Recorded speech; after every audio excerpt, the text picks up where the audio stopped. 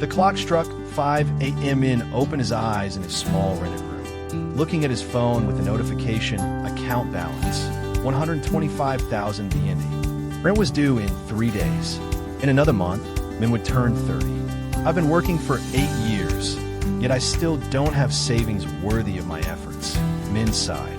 The feeling of financial anxiety wasn't new, but today, it felt particularly heavy.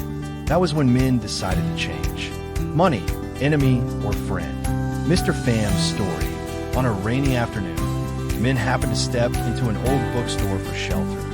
There, he met Mr. Pham, an elderly man with silver hair, intently reading a finance book. From his modest appearance, few would guess he was once the owner of 3 companies and an impressive investment portfolio. You know, Mr. Pham looked at Min with kind eyes. Many people see money as an enemy or as something dirty, sinful. But money is just a tool, like a hammer. You can use a hammer to build a house or to destroy. The issue isn't with the hammer.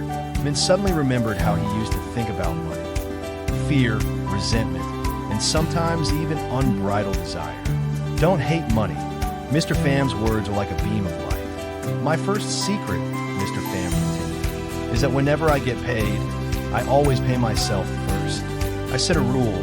20% of my income always goes into savings before I spend a single dollar. Min was surprised. But how is that possible when living expenses already consume all income? Mr. Pham smiled.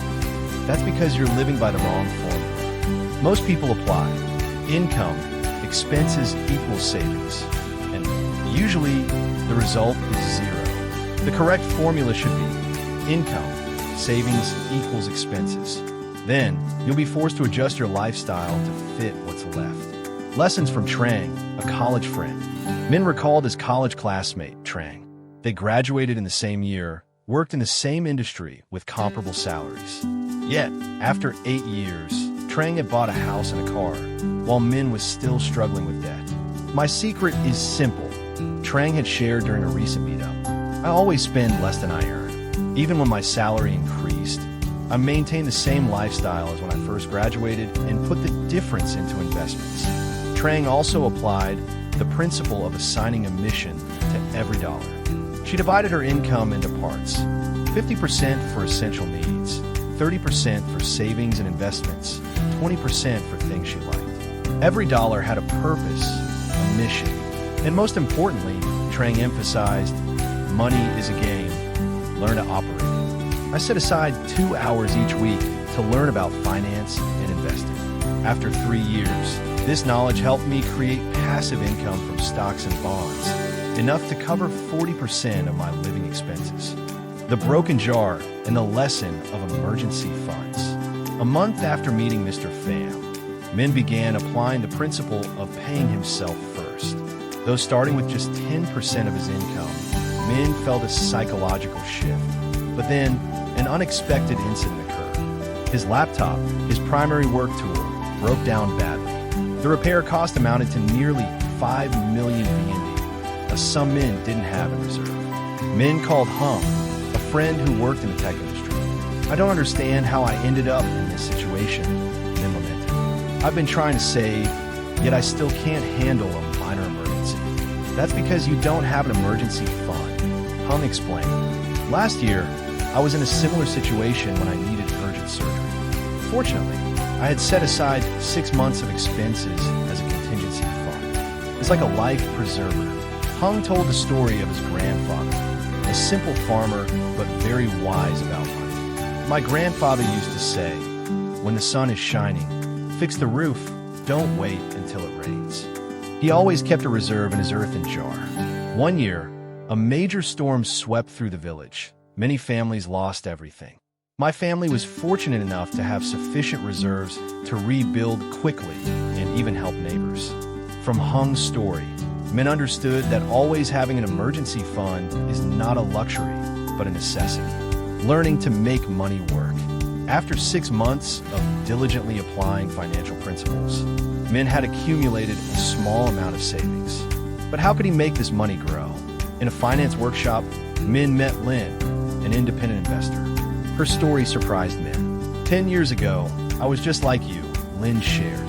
I started with 10 million VND in savings and knew nothing about investing. But I established a principle, learned to invest, and always make money work for me. Lin recounted her investment journey, from initial mistakes to how she built a diversified portfolio. I'm not a financial genius, but I'm patient and disciplined. Every month, I consistently invest a certain amount, regardless of whether the market is up or down.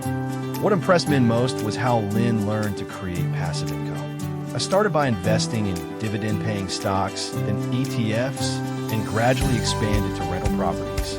Initially, the passive income was only enough to buy a few cups of coffee each month. But after 5 years, it covered my rent.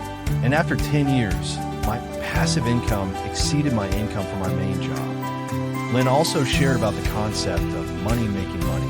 Einstein once said compound interest is the greatest force in the universe. When your money generates money, and that money continues to generate more money, that's how assets grow exponentially. The power of financial goals and planning. A year later, Min had made significant progress.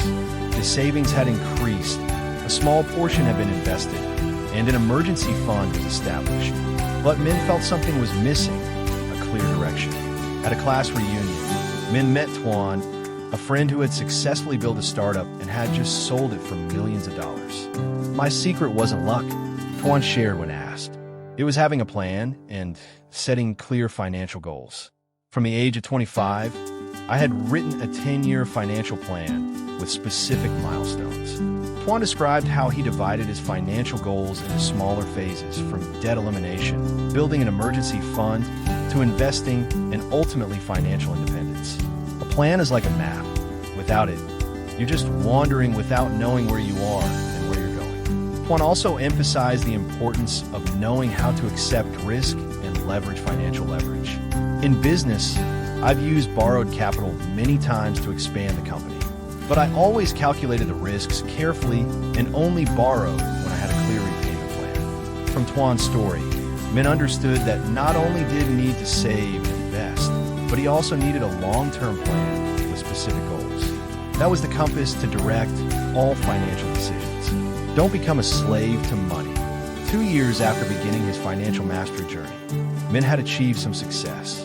His savings account had grown, his investment portfolio had started to yield returns, and Min had even been able to buy a small apartment on installment. But along with financial success, Min began to feel another pressure, an obsession with money. He spent too much time monitoring the stock market, worrying about every expense, and sometimes declined meaningful experiences just to save. One day, during coffee with Lon, a friend from college, Min realized he was missing something. "I see you've changed a lot," Lon observed. "You're more financially successful, but it seems you no longer enjoy life as before." Lon told about her aunt, a successful entrepreneur who had lost herself in the endless race with money. She always said, "After I have enough money, I'll." But her definition of enough kept changing.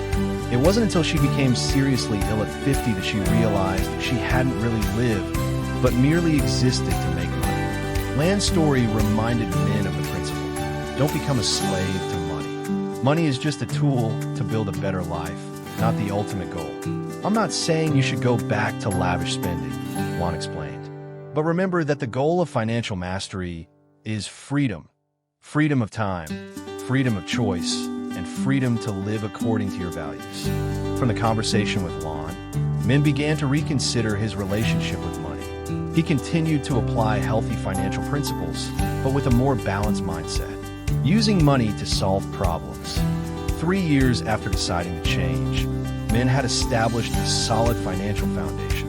With stable savings, a steadily yielding investment portfolio, and a small source of passive income from renting out a part of his apartment, Min had achieved financial peace of mind that he had previously only dreamed of. But with that stability, Min began to wonder, what's the ultimate purpose of having money? The answer came to Min during a visit to his hometown, a poor rural area where he